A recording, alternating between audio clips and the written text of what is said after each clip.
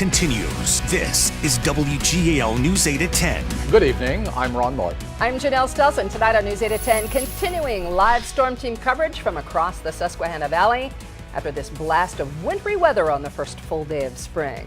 Fire crews spent hours battling a blaze that destroyed an old organ and piano factory in York. But we begin with Chief Meteorologist Joe Calhoun, and it appears this thing is winding down pretty much. Yeah, we're going to get a little bit of light snow still over the next couple of hours. Let's show you what's going on. There's mostly just light stuff happening all across the valley right now. But look at the stats from this thing. Harrisburg International Airport, 10.4 inches of snow.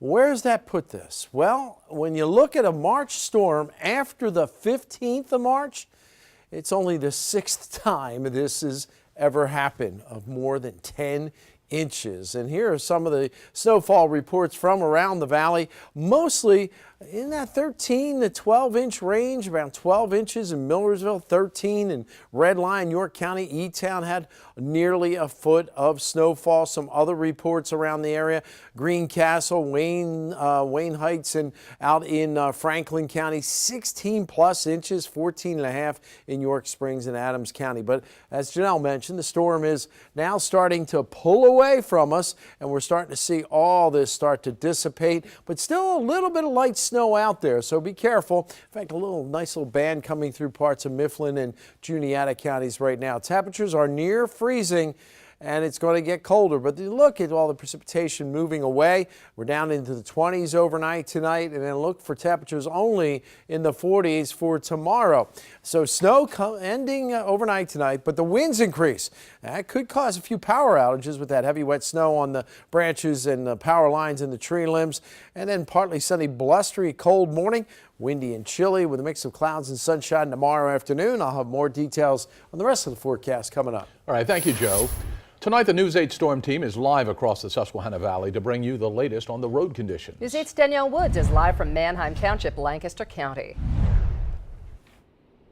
Well, hey there, Ron and Janelle. We are in a pretty good spot. We are along Route 30 and Route 283. You see the snow is still falling here, and you can see traffic very light, but when it is moving up to speed, and those restrictions that PennDOT put in place, those speed restrictions, those have since been lifted. Now, I just spoke with the folks at the PennDOT Traffic Management Center, and they say after looking through all of the Lancaster County cameras, the roads are in pretty good shape.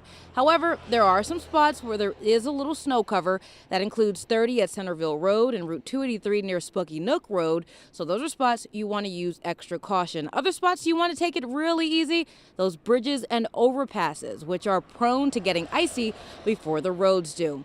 Now, just because the snowstorm is coming to an end doesn't mean PennDOT is calling it a night.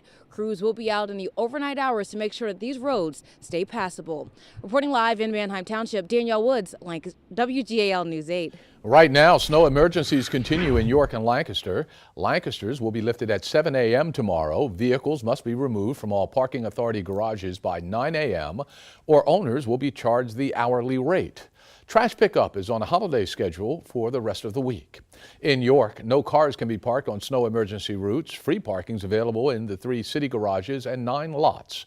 Trash pickup is delayed by 1 day, so if you get your trash picked up on Friday, it will now happen on Saturday. The Postal Service is urging you to clear your sidewalks as well as any steps to your mailbox. And if you have a roadside mailbox, make sure to clear around the box. If you do not, and your mail carrier decides it looks too dangerous, he or she may not deliver your mail tomorrow. Well, York County has some of the highest snow totals, so the storm team's been checking out the situation there. News 8's Becca Hendrickson continues our live coverage from Manchester Township. Ron and Janelle, the snow really just won't quit here in York County. It's kind of quite pretty to watch right now, but it is causing some problems on the road. I'm along 30 right now in Manchester Township. You can see it doesn't really look like it's sticking at this point, and that's because PennDOT trucks have been out here all day dumping salt on the road, but I will tell you that it is wet. I was just on the alert pages, and it looks like we have 3 accidents going on in York County right now. I called the 911 center about one of them. Someone in Pelham Township spun out and ran into a guard guardrails. So really, even if the roads do look like they're doing okay, just be careful if you are out driving. You can see on the shoulders here in the road, it is accumulating just a little bit. That's one of PennDOT's focuses right now for the plow trucks that are out. Also, bridges and ramps. You can see we are on 30, but we're right where it interchanges with 83. Bridges and ramps, of course, ice a lot quicker than the roadways, so you're going to be seeing a little more snow there, some more slick spots if you are out driving.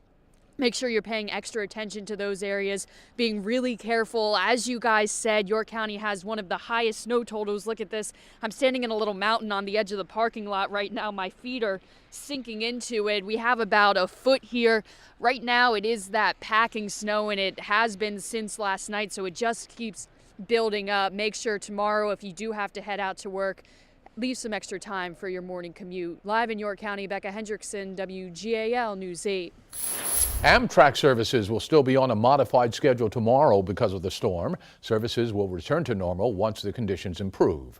Customers should check the Amtrak website to see if their train is delayed or canceled. Our storm team coverage continues online and on the WGAL app. There you can get live radar down to your street and the list of school closings and delays. Tonight, police in Texas say the suspect in the deadly bombings in Austin confessed to the crime in a cell phone recording. They discovered the phone after 23-year-old Mark Condit blew himself up as police closed in on him. Even though he's dead, investigators warn that the danger may still exist. NBC's Jay Gray has the latest from Austin. It happened overnight in Round Rock, just north of Austin, as Condit was cornered by police. As members of the Austin Police Department SWAT team approached the vehicle, the suspect detonated a bomb. Exclusive information obtained by NBC News outlines how investigators tracked down the 23-year-old. What federal agents call exotic batteries ordered online from Asia tied the attacks together. Cell site analysis helped them learn Condon's phone number. He used his cell hours before police closed in. And this surveillance video of Condon wearing a hat and wig as he shipped an explosive package was the final factor, allowing police to conclusively determine he was the prime suspect. In a string of bombings over 3 weeks that killed 2 and injured 4, before the blast that apparently killed Condon inside this SUV along Interstate 35. As the search for clues continues, there is still concern. We still need to remain vigilant to ensure that no other packages or devices have been left through the community. A bomb dog searched his parents' home. They've gone above and beyond to answer any questions that we've had. Investigators say the family, like so many here, is stunned. They're having a difficult time as well, and they wanted to express their condolences to the families of those that have been affected. In a community breathing a sigh of relief, but still not ready to let down its guard. Jay Gray, NBC News, Pflugerville, Texas.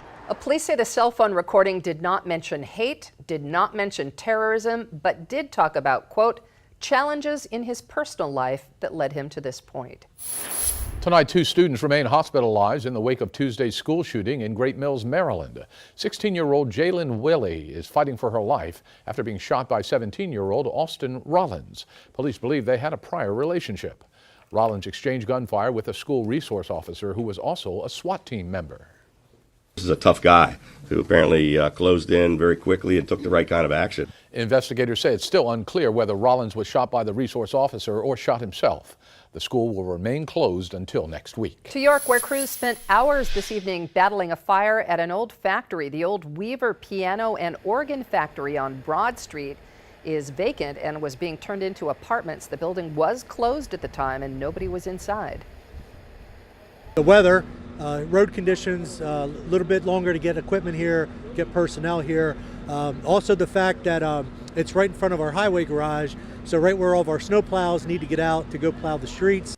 The factory had been undergoing renovations, but firefighters say it's still too early to tell what sparked the fire. A Lancaster County man is now behind bars in connection with a string of car break-ins in Manheim and Conestoga townships. 20-year-old Nathan Hargrove of Columbia is charged with 4 counts of theft from a motor vehicle, 4 counts of theft, and 8 counts of criminal conspiracy. The break-ins occurred between February 1st and March 6th, with mostly loose change and some guns being stolen. To Carlisle, Cumberland County, where this woman, Christy Fernandez, is accused of leading police on a chase in a stolen SUV with 2 small children in the back seat. Police say Fernandez hid in an unlocked SUV, and when the driver returned to the vehicle, she took the vehicle. The incident began in the parking lot of the Giant store on South Spring Garden Street this afternoon and ended after a brief chase on I-81. When Fernandez stopped, officers found that she had her 4-year-old and 3-month-old child in the vehicle. New tonight in our Commitment 2018 coverage, there's now an official winner in the special election out in western Pennsylvania. In the 18th District, Republican Rick Saccone has finally conceded defeat to Democrat Connor Lamb. Lamb led by 750 votes. In a Republican-held district that President Trump won by almost 20 points just 16 months ago. The race sent shockwaves through the political world as Republicans try to keep a majority in the U.S. House ahead of the November midterm elections. Coming up on News 8 at 10, we take you behind the wheel of a PennDOT truck during today's winter storm. Here's some more snowfall totals. We had many spots over a foot. Dauphin County had about a foot. Also in Liverpool and Perry County. Lebanon City came in with 8 inches, but it's pulling away. All the rest of the forecast coming up. Speaking of numbers, here are tonight's lottery numbers. The pick 2, 9, 8. Pick 3, 4, 9, 3. Pick 4, 8, 1, 1, 9. Pick 5, 4, 3, 5, 2, 5. The wild ball 1. Cash 5, 8, 17, 29, 35, 38. And match 6, 13, 17, 18, 39, 40, 42.